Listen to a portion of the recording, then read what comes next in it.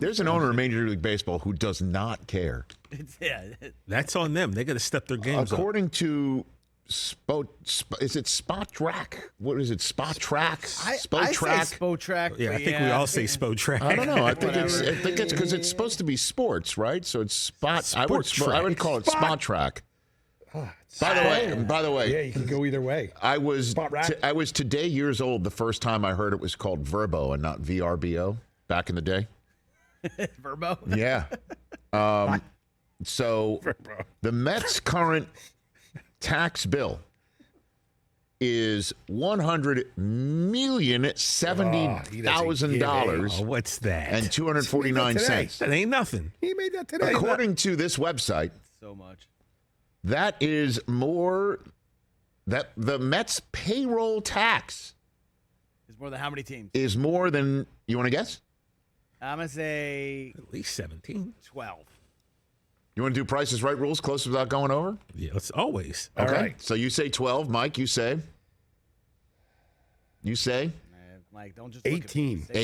18? Okay. Ooh, you see 12, 18, and what do you say? My initial bid was 17, so I'm going to stick with that. Okay.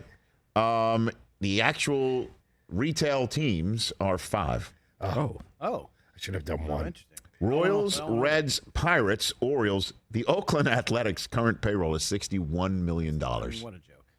What are they doing? Oh, I was the opposite. And so the league average is $175 million of payroll. Wait, really? Yes. Wow. Or $75 million more than the Mets payroll tax. So if you've got an owner, to what tax? I don't care. I mean, everything goes back to movies and pop culture for me. And I know I'm making a very, very arcane reference here. I don't know if you ever saw the Woody Allen movie, Broadway Danny Rose. I don't think you ever saw that. There's a scene where there are two, wise guys arguing with each other about money means nothing to them. Like what? They start ripping up $100 bills. That's what this owner of the New York Mets is. Doesn't care, and would have gone even more if Carlos Correa's physical came back a certain way. Yep. He was ready to throw more on it. Yeah, that was the baseball gods telling us to hold out for Ohtani. Enough's enough. That was telling us to hold out for Ohtani. Got it. Well, I mean, and that's the sense that everybody's watching the World Baseball Classic and saying, when he decides to finally leave the Angels, which is a supposition, it's, the Yankees have a ton of money. The Dodgers have more money than you know what.